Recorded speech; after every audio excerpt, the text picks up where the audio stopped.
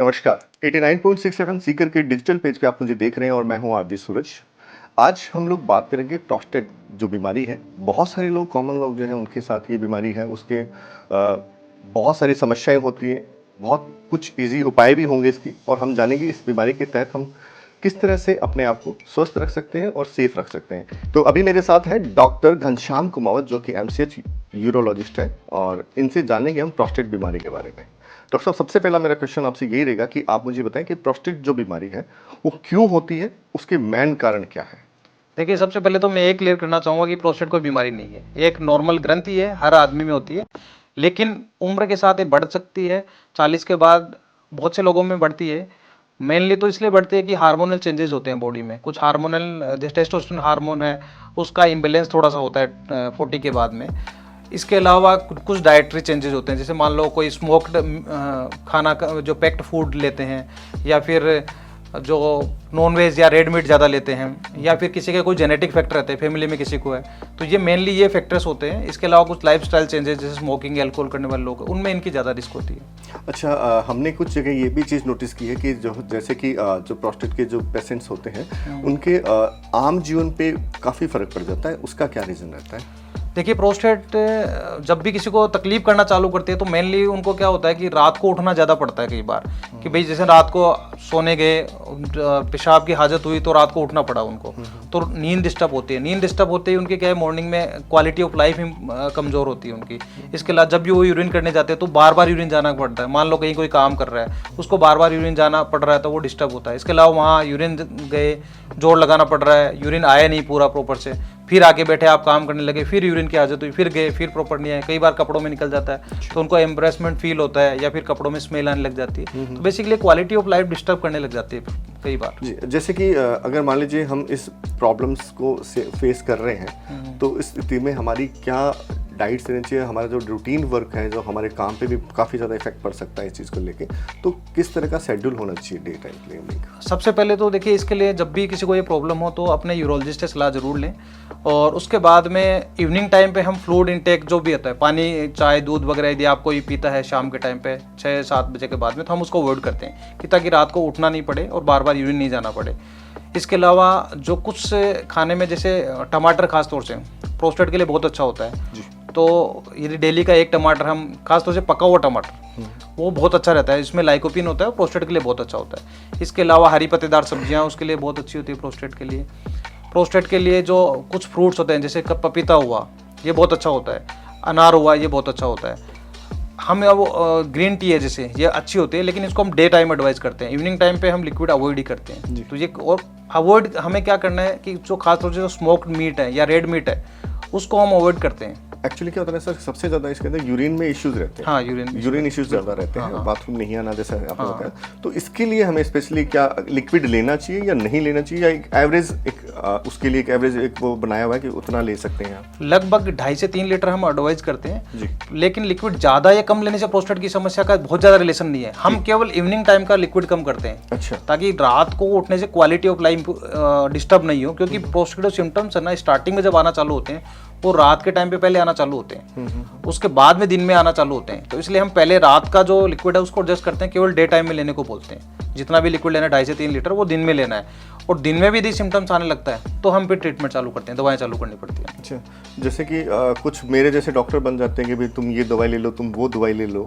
ठीक है, एक्चुअल में इसका जो मेडिसिन्स का जो है इस पे क्या इफेक्ट पड़ सकता है आम जनता के लिए? क्योंकि बहुत से लोग जो है वो अपने आप ही सजेशन देने लग जाते हैं, अपने आप ही कहीं से देख के पढ़ के दवाइयाँ लेने लग जाते हैं। तो इसका कितना गलत प्रभाव पड़ सकता है उस व्यक्ति के स्वास्थ्य के ऊपर? देखो, सबसे पहले तो आपने बहुत अच्छा सवाल किया कि बहुत से लोग ओवर द काउंटर मेडिसिन लेते हैं या फिर पढ़ के लेते हैं। सबसे जो मोस्ट कॉमन जो ड्रग्स है जो पेशेंट लेते हैं, कई बार ऐसे आते हैं हमारे पास 20 साल से दवाई ले रहे हैं, यूरिमेक्स डी, बहुत कॉमन दवाई है ये जो प्रोस्टेट के लिए, क्योंकि सबसे पुरानी दवाई यही थी हमारे पास मार्केट में। लेकिन जो इसका डी वाला कंपोनेंट है, ड्यूटास्टेरॉइड वाला कंपोनेंट है, उसकी वजह से बॉडी में बहुत सारे हार्मोनल चेंजेस होने लग जाते हैं। इसके अलावा यदि पेशेंट बाद में हमारे पास आता है तो उसकी वजह से जो कैंसर के डायग्नोसिस के लिए पीएचए टेस्ट कराते हैं वो गलत आता है रिपोर्ट उसकी, कि आपने ड्यूटास्टेरॉइड खा ली तो जो ओरिजिनल पीएचए 10 आना था वो हमारी रिपोर्ट में 5 ही आता है। तो आपका हो सकता है वो डायग्नोसिस मिस हो। तो इसलिए कभी भी, और दूसरी बात इसमें क्या होती है कि एज स्पेसिफिक ड्रग्स होती है। जैसे मान लो कोई यंग एज का है, 40 साल का आदमी है, तो उसके लिए हम अल्फाजूसिन दवाई यूज करते हैं, क्योंकि इसमें क्या है, सेक्सुअल साइड इफेक्ट्स कम होते हैं। इसके अलावा कोई पेशेंट, किसी को बीपी है या कोई हार्ट का पेशेंट है, तो उसके लिए हमारे पास एक दवाई होती है साइलोडोसिन, वो यूज़ करते हैं, वो सबसे सेफ होती है।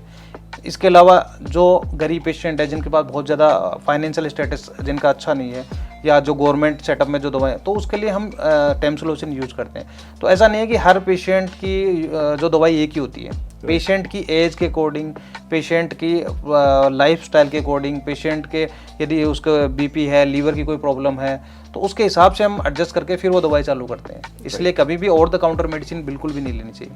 अच्छा, आपने इसके अंदर बताया कि कैंसर से रिलेटेड कुछ बात की, तो मैं जानना चाहूँगा कि प्रोस्टेट के लंबे समय तक रहने के लिए या हो जाता है या फिर किसी कारण से पता नहीं चलता है, तो इसमें परसेंटेज ऑफ कैंसर होने के कितने परसेंट हो जाता है? देखिए, इसमें ऐसा नहीं है कि भाई लंबे समय से प्रोस्टेट है उसकी वजह से कैंसर होता है। कैंसर होने के अलग रिस्क फैक्टर्स होते हैं, जैसे मैंने बताया कि भाई जेनेटिक रिस्क फैक्टर्स हैं। इसके अलावा मोटापा है किसी का, या स्मोक्ड मीट वगैरह वो खाते हैं, रेड मीट वगैरह ज़्यादा खाते हैं, उनमें जो प्रोस्टेट बढ़ती है उनमें कैंसर के संभावनाएं बढ़ती है। तो प्रोस्टेट का बढ़ना कैंसर से ऐसे डायरेक्ट रिलेटेड नहीं है। सब में कैंसर नहीं होता, बहुत कम लोगों में कैंसर होता है इसका, बहुत मतलब लेस देन 5%। अच्छा, क्योंकि ये जानना जरूरी था, क्योंकि कहीं ना कहीं मिथ्याएं बहुत है, डर बहुत है, बिल्कुल, तो उसके लिए जानना जरूरी था। अच्छा, हमारे जो पेशेंट्स जो देख रहे हैं हमें, आपको जो सुन रहे हैं, आप उनको क्या मैसेज देना चाहेंगे? देखिए, मैं उनको सबको एक ही मैसेज देना चाहूँगा, जिसको भी लगता है यूरिन की कोई समस्या है और उनको ये फील होता है उनको प्रोस्टेट की समस्या है, तो आप गूगल से ट्रीटमेंट ना लें, आप मेडिकल से डायरेक्ट ट्रीटमेंट ना लें, आप अपने प्रॉपर, देखिए इसके लिए भी यूरोलॉजिस्ट जो डॉक्टर होते हैं वो इसी चीज़ के स्पेशलिस्ट डॉक्टर होते हैं। वो आपका प्रॉपर वर्कअप करेंगे। कुछ जांचें होती है हमारी, जैसे सोनोग्राफी है या फिर जो पेशाब की धार की जांच या पीएसए टेस्ट, वो आपकी प्रॉपर एक तरीके से कराएंगे। उसके बाद आपको नीड है तो मेडिसिन चालू करेंगे, नीड नहीं है तो आपको कुछ लाइफस्टाइल चेंजेस भी बताएंगे कि भाई जैसे आपको पानी कम पियो, ये सब चीज़ें, क्या खाना है क्या नहीं खाना। कोई जरूरी नहीं आपको दवाई चालू करे। कई बार मरीज इसलिए भी नहीं आते कि भाई दवाई चालू हो जाएगी मेरी जी। तो मैं ये कहूँगा कि आप अपने यूरोलॉजिस्ट से मिलिए और उसके आगे आप फॉलो उनका ऑर्डर करते रहें। ऐसा कुछ नहीं है कि भाई हर बार मेडिसिन या सर्जरी की जरूरत होती है। डॉक्टर साहब, मैं आपसे ये भी जानना चाहूँगा कि इसमें प्रोस्टेट के अंदर ऑपरेशन की स्थिति कब पैदा होती है? हाँ, ये बहुत अच्छा सवाल है और ये बहुत ही ज़रूरी भी है जानने के लिए दर्शकों के लिए, क्योंकि बहुत से लोग क्या होते हैं कि जब भी कोई रिपोर्ट किसी को दिखाते हैं तो कोई कंपाउंडर या फिर कोई जिसको जानकारी नहीं है वो सीधा उनको भेज देते हैं कि ऑपरेशन करा लो आप, तो और पेशेंट डर के हमारा इलाज भी नहीं कराता है। तो ऐसा कभी नहीं होता कि शायद जैसे मान लो किसी का 100 ग्राम है, 200 ग्राम है या 50 ग्राम है तो उसको ऑपरेशन की जरूरत है, ऐसा बिल्कुल भी नहीं है। ये हम डिसाइड करते हैं कि पेशेंट को सिम्टम की सीवियरिटी कितनी है, उनकी जांचों में कितनी प्रॉब्लम्स आ रही है, किसी को गुर्दों में कोई सूजन वगैरह तो नहीं आ रही, किसी का क्रिएटिनिन तो नहीं बढ़ रहा, किसी को उस प्रोस्टेट की वजह से कोई स्टोन वगैरह तो नहीं बन रहे, या पेशाब की थैली तो खराब नहीं हो रही है, या पेशाब की बार बार नलकी तो नहीं लगानी पड़ रही, या बार बार इन्फेक्शन हो रहा है, तभी हम ऑपरेशन एडवाइस करते हैं। नहीं तो ज़्यादातर केसेज में 100 में से 90% केसेज में हमें दवाई से ही इसमें ट्रीटमेंट होता है। इसलिए ये बहुत जानना जरूरी है कि भाई कितने साइज पे ऑपरेशन करें। Thank you. 89.6 FM सीकर, शहर की धड़कन।